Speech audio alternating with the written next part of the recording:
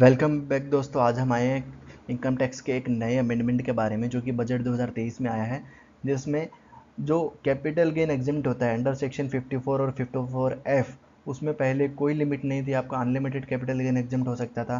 But यहाँ पे 2023 के बजट में इन्होंने एक प्रोविजन डाला है जिससे आपका मैक्सिमम री इन्वेस्टमेंट कैप 10 करोड़ तक कर दिया गया है, जिसके बेसिस पे आपका कैपिटल गेन रेस्ट्रिक्ट हो जाएगा। तो देखते हैं इसकी कैलकुलेशन के थ्रू, एक एग्जाम्पल के थ्रू। सबसे पहले हम इस प्रोविजन के बारे में जान लेते हैं। From 1 April 2023 government has imposed a 10 crore cap on the investment of capital gain from sale of house property under section 54 and 54F of income tax act. तो देख लेते हैं ब्रीफ में सेक्शन 54 क्या है। 54 सेक्शन ये बोलती है कि अगर आपने कोई रेजिडेंशियल हाउस प्रॉपर्टी खरीदी है और उसके ऊपर आपको कोई कैपिटल गेन है, तो वो कैपिटल गेन एग्जम्प्ट हो सकता है जब आप कोई दूसरी रेजिडेंशियल हाउस प्रॉपर्टी खरीद लेते हो। ठीक है।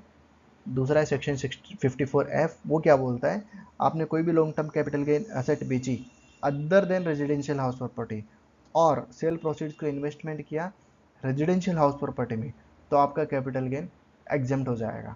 अब इन दोनों के हम एग्जाम्पल ले लेते हैं।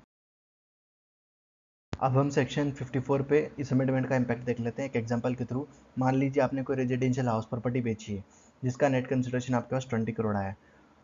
ठीक है। और उस कॉस्ट हाउस प्रॉपर्टी का कॉस्ट क्या था, 8 करोड़। आपको लॉन्ग टर्म कैपिटल गेन हुआ था 12 करोड़। ठीक है। अब करंट प्रोविजन में क्या होगा, cost of new house property कितनी है, आपने जो पुरानी एसेट पुरानी हाउस प्रॉपर्टी बेच के नई हाउस प्रॉपर्टी ली, नई का कॉस्ट है 12 करोड़। अब एग्जाम्पशन कितना रहेगा, सी एग्जाम्पशन इन्होंने क्या बोला, मैक्सिमम 10 करोड़ ही रहेगा। मैक्सिमम 10 करोड़ इज द री इन्वेस्टमेंट कैप।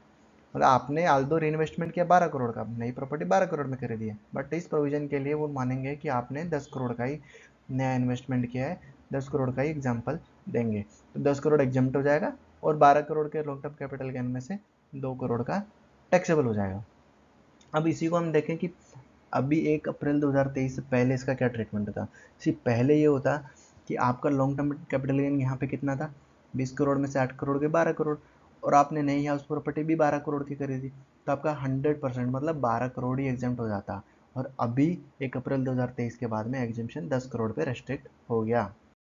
दोस्तों अभी इस प्रोविजन का इम्पैक्ट हम सेक्शन 54F पे देख लेते हैं एक एग्जाम्पल के थ्रू। तो अभी 1 अप्रैल 2023 के बाद में क्या होगा, मान लीजिए आपका नेट कंसिडरेशन ऑफ इक्विटी है, मतलब यहाँ इसमें other than residential house property ही सेल करनी है आपको।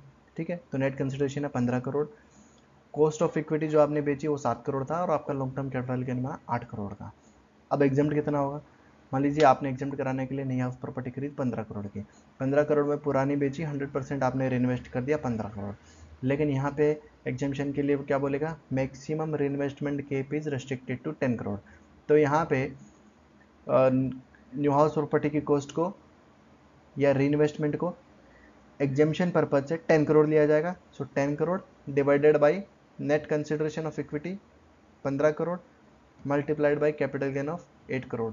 सो 10 crore divided by 15 crore into 8 crore, तो आपका 5.33 करोड़ एग्जाम्प्ट हो गया। और टैक्सेबल कितना हो गया, 8 करोड़ में से 5.33 करोड़ गया, 2.67 करोड़ आपका long term gain capital gain taxable हो गया। ठीक है। अभी इसी को देखें हम 1 अप्रैल 2023 के पहले क्या होता, पहले ये होता कि cost of new house property 15 crore divided by net consideration of equity 15 crore, आपने 100% इन्वेस्ट कर दिया, तो आपका LTCG 8 करोड़ है, पूरा का पूरा एग्जाम्प्ट हो जाता। मतलब पहले 8 करोड़ एग्जाम्प्ट होता, अभी 5.33 करोड़ ही एग्जाम्प्ट हो रहा है। तो ये है इम्पैक्ट एक्चुअली में। ये प्रोविज़न जो इन्होंने अमेंडमेंट किया है 1 अप्रैल 2023 से, ये मिडिल क्लास को उतना इम्पैक्ट नहीं करेगा, ये हाई क्लास को इम्पैक्ट करेगा। वो इतने महंगे महंगे घर खरीदते हैं और एक्चुअली एग्जाम्पशन के लिए ही वो इतने बड़े बड़े घर खरीदते हैं, और जैसे ही उनका पर्पज सर्व हो जाता है, वो जब एग्जाम्पशन पीरियड ओवर हो जाता है तो घर सेल कर देते हैं और बिना टैक्स लाइबिलिटी के एंजॉय करते हैं। तो गवर्नमेंट ने उनको पकड़ने की कोशिश की है। ठीक है। बट हमें भी जानकारी रहनी चाहिए, और कम वैल्यू में भी ये प्रोविज़न हमारे काम तो आ ही सकता है इक्विटी में। Thank you very much.